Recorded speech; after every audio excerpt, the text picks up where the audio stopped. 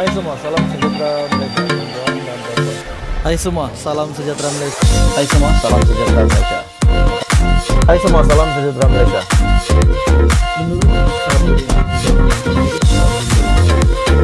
Hai semua, salam sejahtera Malaysia. Tuan-tuan dan puan-puan semua. Hai semua, salam sejahtera Malaysia. Tuan-tuan dan puan-puan semua. Akhirnya, Muhyiddin Yassin membuat satu pengakuan yang paling besar, yang paling mengejutkan seluruh Malaysia. Setelah nama Muhyiddin Yassin yang menjadi perbualan ramai hari ini berkenaan dengan dana RM600 bilion, RM92.5 bilion, RM4.5 bilion, semuanya dikaitkan dengan Kerajaan Perikatan Nasional pada masa mereka menjadi kerajaan dahulu mentadbir negara. Dan pada akhirnya Muhyiddin Yassin sendiri telah membuat satu pengakuan di mana beliau berkata, "Saya yakin siasatan SPRM setakat ini akan mendapati tomahan yang terdapat RM4.5 bilion dalam akaun bersatu atau akaun saya adalah palsu. Saya tidak pernah mengambil walau 1 sen pun uang yang bukan hak saya." Oke, baik tuan-tuan dan puan-puan semua. Sebelum saya meneruskan isu hari ini, saya meminta jasa baik kamu untuk tekan butang subscribe, bantu saya untuk kembangkan channel ini, like video ini dan share supaya ramai yang tahu. Dan pada akhirnya Muhyiddin Yassin membuat pengakuan ini. Jadi kalau benar bukan Muhyiddin Yassin, bukan Abah, bukan Perdana Menteri dahulu semasa Kerajaan Perikatan Nasional memerintah, kalau benar memang tiada kejadian ataupun pencurian, pemunggahan uang kerajaan, uang rakyat, sudah pasti rakyat Malaysia mahu Muhyiddin Yassin sebagai Perdana Menteri pada ketika itu untuk membuktikan di mana ataupun perjalanan proses duit itu. Sehingga hari ini kalau benar memang tiada seleweng, tiada penyelewengan yang dilakukan, dan rakyat mahu tahu perjalanan duit itu. Muhyiddin mendakwa Pakatan Harapan, mendakwa Barisan Nasional, dan semua yang seringkali melemparkan tomahan tuduhan kepada beliau bahwa ini adalah satu pelaksanaan pembunuhan karakter ke atas Perikatan Nasional. Tan Sri Muhyiddin Yassin mendakwa pelbagai tomahan yang tidak berasas dilemparkan ke dirinya. Dan Perikatan Nasional dibuat berikutan usaha pembunuhan karakter yang dilakukan gabungan Pakatan Harapan dan juga Barisan Nasional. Pengurus CPN itu mendakwa tindakan itu dibuat antara lain berikutan kegentaran gabungan Pakatan Harapan dan Barisan Nasional menghadapi kemarahan Perikatan Nasional pada PRN di 6 negeri. Untuk berkaitan dengan PRN pula, Barisan Nasional akan bertanding di semua PRN, bergabung bersama Pakatan Harapan tetapi menggunakan logo Barisan Nasional. Oke, baik tuan-tuan dan puan semua. Untuk isu seleweng dana RM600 bilion ini, akhirnya Muhyiddin Yassin membuat pengakuan bahwa beliau yakin bahwa siasatan SPRM ini akan mendapati tomahan bahwa bersatu ataupun Muhyiddin sendiri terima RM4.5 bilion. Itu adalah satu tuduhan yang tidak berasas, dan Muhyiddin Yassin yakin bahwa itu adalah palsu. Tidak ada sebarang transaksi yang dimana akaun bersatu ataupun Muhyiddin sendiri menerima RM4.5 bilion masuk dalam akaun bersatu. Dan kenyataan daripada beberapa pemimpin-pemimpin yang lain, termasuklah beberapa ahli politik yang mengatakan bahwa bagaimana PN yang baru saja mula parti gabungan yang baru ini tiba-tiba mempunyai duit yang begitu banyak sekali dibelanjakan semasa pilihan raya umum.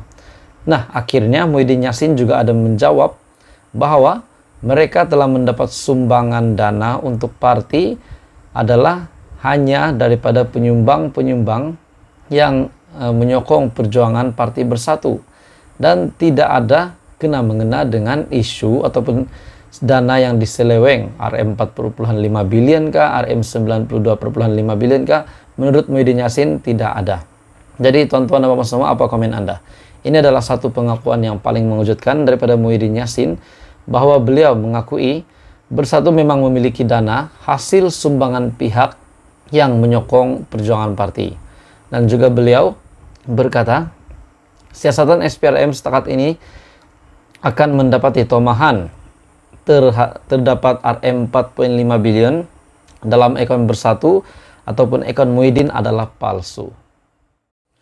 Hai semua, salam sejahtera Malaysia, tuan-tuan dan puan-puan semua.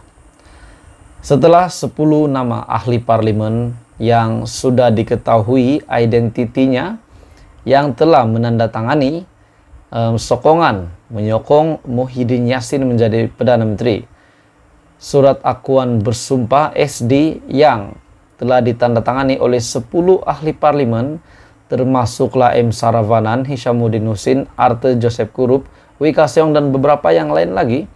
Setelah nama ini telah tular, identiti mereka sudah terdedah, akhirnya satu pendedahan daripada antara ke-10 ahli parlimen ini, satu pendedahan daripada ahli parlimen Jelebu berkenaan dengan 10 sokongan ini kepada Muhyiddin Yassin. Cerita sebenarnya akhirnya diceritakan sendiri oleh Datuk Seri Jalaluddin Alias. Tanda tangan SD menyokong Muhyiddin jadi Perdana Menteri bukan hianat parti. Oke, baik tuan-tuan dan bapak semua, apa komen Anda? Adakah tanda tangan menyokong Muhyiddin menjadi Perdana Menteri 10 MP daripada Barisan Nasional ini, adakah ini adalah satu tindakan mengkhianat parti atau tidak? Jadi sekiranya Anda setuju, Anda boleh komen di bawah, dan sekiranya Anda tidak setuju pun Anda boleh komen di bawah. Oke, baik tuan-tuan dan bapak semua, tindakan 10 ahli parlimen Barisan Nasional termasuklah 6 daripada UMNO menandatangani akuan bersumpah ataupun SD menyokong Tan Sri Muhyiddin Yassin sebagai Perdana Menteri selepas pilihan raya umum ke-15, bukan membelakangkan atau mengkhianati parti. Ahli parlimen Jelebu akhirnya bersuara, di mana beliau juga adalah salah seorang daripada 10 ahli parlimen berkenaan, menegaskan tindakannya menandatangani SD menyokong Muhyiddin adalah selaras dengan naratif pada parti pada ketika itu. Beliau berkata selepas UMNO dan BN memutuskan pendirian terakhir untuk menyertai kerajaan perpaduan pimpinan Datuk Seri Anwar Ibrahim sebagai Perdana Menteri, semua 10 ahli parlimen terbabit akur dengan terus menarik balik SD berkenaan. Maksudnya SD ini sudah ditarik sejak UMNO BN bersetuju bergabung bersama Pakatan Harapan. Oke, kalau begitu tuan-tuan dan puan-puan semua, menjadi tanda tanya saya pula. Bagaimana pula dengan Hishamuddin Husin yang dikatakan memang tidak menyokong Datuk Seri Anwar Ibrahim? Bagaimana pula dengan spekulasi yang menyatakan bahwa sekiranya Hishamuddin Husin yang menjadi Presiden UMNO yang baru akan membawa satu blok UMNO keluar daripada kerajaan perpaduan?